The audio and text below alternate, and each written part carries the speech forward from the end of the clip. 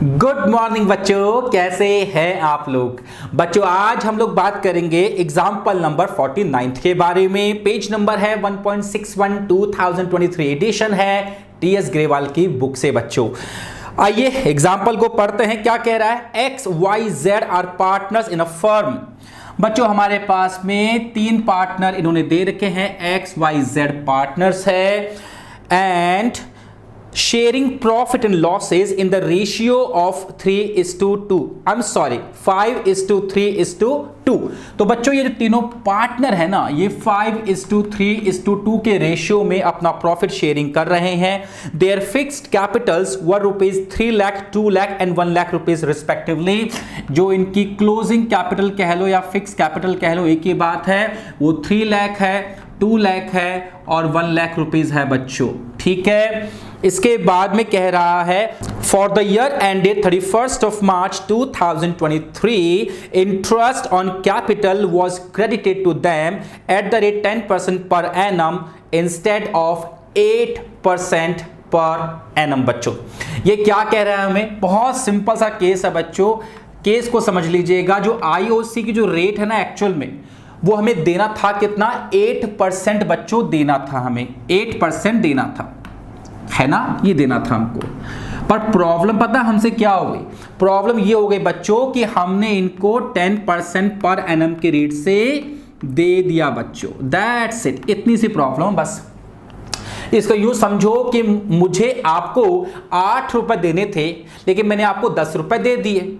ठीक है बच्चों, अब इसको करने के दो तरीके हमारे पास में हो सकते हैं।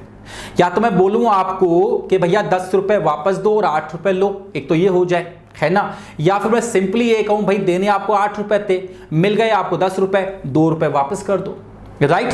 तो जो डिफरेंस का अमाउंट है, उस डिफरेंस के अमाउंट से हम इस एग्जांपल को करेंगे वेरी इजीली बच्चों, राइट।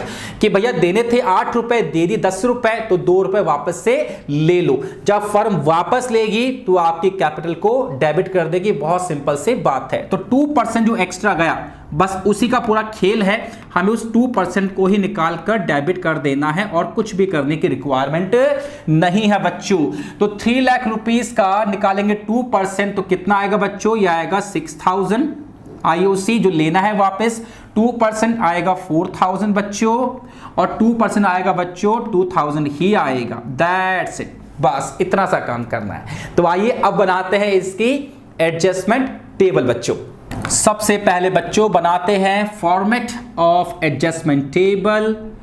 कई बार बना चुके हैं, अब तो शायद मेरे हिसाब से कंप्लीटली आपको समझ में आ चुका होगा बच्चों, राइट। जिसको अभी भी समझ में नहीं आया कोई दिक्कत नहीं है, हम सारे एग्जांपल्स कर रहे हैं तो एक एक करके आपको समझ में आ ही जाएगा बच्चों, राइट। ये हमारे पास में फर्म का हो गया, ये जेड का हो गया हमारे पास में, और ये हमारे पास जो है बच्चों, ये हमारे पास में एक्स का हो गया। प्रैक्टिस करते जाओ, समझते जाओ, समझ में आ जाएगा बच्चों, राइट। और ये हमारे पास में एक्स का हो गया, डन।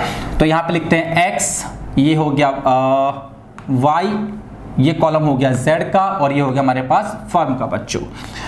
आप जानते ही है, यहाँ पे डेबिट, यहाँ पे क्रेडिट, यहाँ पे डेबिट, यहाँ पे क्रेडिट, डेबिट, क्रेडिट, डेबिट और क्रेडिट बच्चों, डन। और प्रॉब्लम क्या हुई है, सिर्फ आईओसी की प्रॉब्लम है।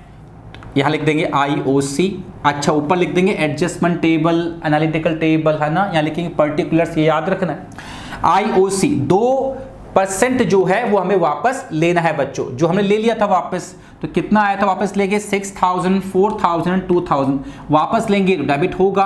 तो इसका 6000, इसका 4000, इसका 2000 वापस लिया तो फर्म की इनकम हो गई, कितना हो गया 12000।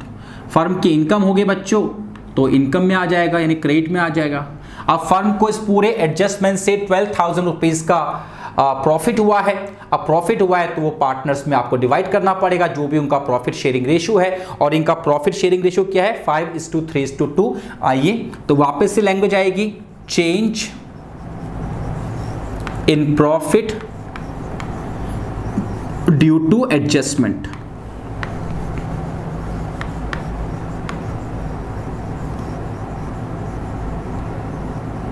ठीक है बच्चों, ड्यू टू एडजस्टमेंट बच्चों। 12,000 रुपीज कि इस प्रॉफिट को हमको डिस्ट्रीब्यूट करना है 5:3:2 में बच्चों। तो डिस्ट्रीब्यूट करेंगे तो अमाउंट क्या हो जाएगा बच्चों, यहां पर वो क्रेडिट हो जाएगा, है ना। तो 5:3:2 में करेंगे तो इसका आ जाएगा 6000, ठीक है बच्चों। और 12,000 3/10 इसका हो जाएगा बच्चों 3600, और बच्चों इसका हो जाएगा 2400 फिर, ठीक है बच्चों, डन।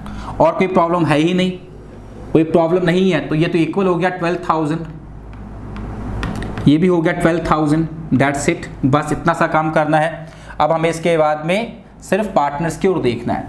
एक्स को इस पूरे एडजस्टमेंट से बच्चों 6000 का लॉस हुआ और 6000 का ही प्रॉफिट हुआ, तो एक्स को तो कोई फर्क पड़ा ही नहीं इस पूरे ट्रांजैक्शन से, तो एक्स की कैपिटल ना तो डेबिट होगी और ना ही क्रेडिट होगी बच्चों। इसके बाद वाई को जो है लॉस लगा 4000 रुपीज का और इसको अर्निंग हुई 3600 रुपीज की, मतलब 400 रुपीज का वाई को इस पूरे एडजस्टमेंट से लॉस हुआ है बच्चों।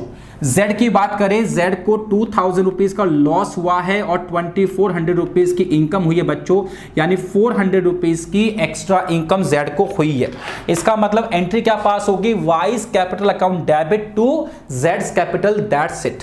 तो यहां पर एंट्री पास करते हैं बच्चों हम लोग, Y's capital account debit to जेड्स कैपिटल 400 रुपीज के अमाउंट से बच्चों, डन।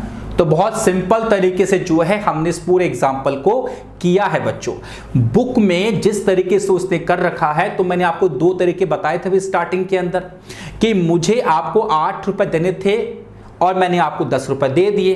तो तरीका एक तो क्या हुआ, जो डिफरेंस का अमाउंट है वो मुझे वापस कर दो, जो मैंने ये पूरा एग्जांपल बना के कर दिया।